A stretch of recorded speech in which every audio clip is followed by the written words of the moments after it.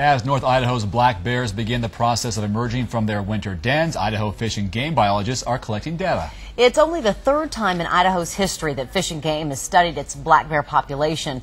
This time it's learning more than ever before, thanks to GPS technology that's tracked dozens of bears every move. KXLY4's Sally Showman went along with biologists to retrieve one of those collars. Her journey began in the mountains north and east of Coeur d'Alene near Enaville. It ended inside a bear's den. Where Coeur d'Alene River Road ends, our story begins. I've been out here for 2.5 years. Wildlife biologist in training Ben Jimenez is the one guiding us to the black bear's den. He's a graduate student gathering data on North Idaho's black bear population for Idaho Fish and Game. It's also pretty hard to complain when this is your office, you know, and this is what you quote-unquote have to do on a daily basis. After securing his load full of bear sedatives and instruments to gather data from the bear, it's off for the first leg of our trip. After about 20 minutes on the snowmobile up an old logging road, it's time to check and see if we pick up the bear's collar on Ben's radio. So that's what we want to hear.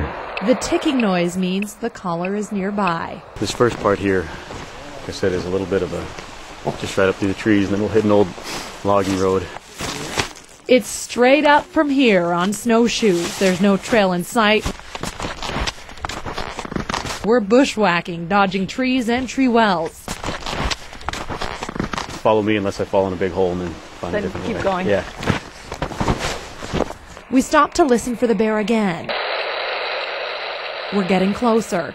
Today we seem to be hiking right towards the bear's den, but that isn't always the case. Oftentimes there's a certain amount of wild goose chasing.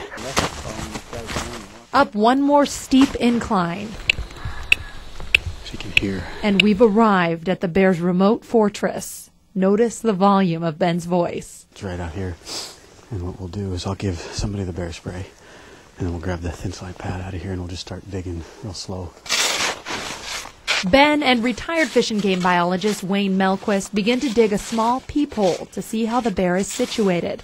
Ben's warned us the 5-year-old bear is probably awake and aware we're outside his den. It's exciting. I mean, it's all, no matter how many times you've been to these, it's kind of exciting because generally, you know, you don't know whether he's going to be sound asleep, he's going to be sitting there ready to come out.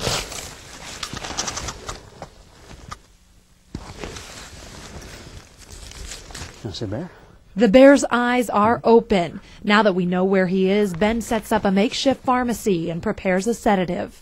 This drug is a combination of tilazol and xylazine. It will put the bear out temporarily so he can grab the GPS collar that the bear's had around his neck since June.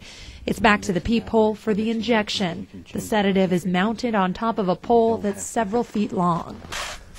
My sole duty, bear spray. I get some very serious last-minute instructions.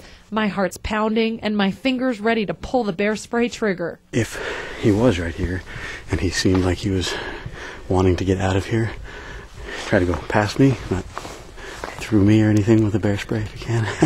And, I mean, we're not going to outrun him, so what you would do, you guys go that way, we'd go that way, and that's why we have it kind of opened up here. The poke causes a stir from inside the den. So did you hear him take off? Yeah. Okay. 15 minutes later, the bear's fully sedated. Ben digs another hole. This time, it's the entrance to the bear's den. Our first good look at the big bear. My first face-to-face encounter with a black bear. It is absolutely amazing that a 160-pound bear is able to fit himself into this hole. I can barely get myself in there. The bear is nestled tightly between rocks on a cozy nest of bear grass. It smells musty, and I notice the bear's body heat has warmed the den up quite a bit.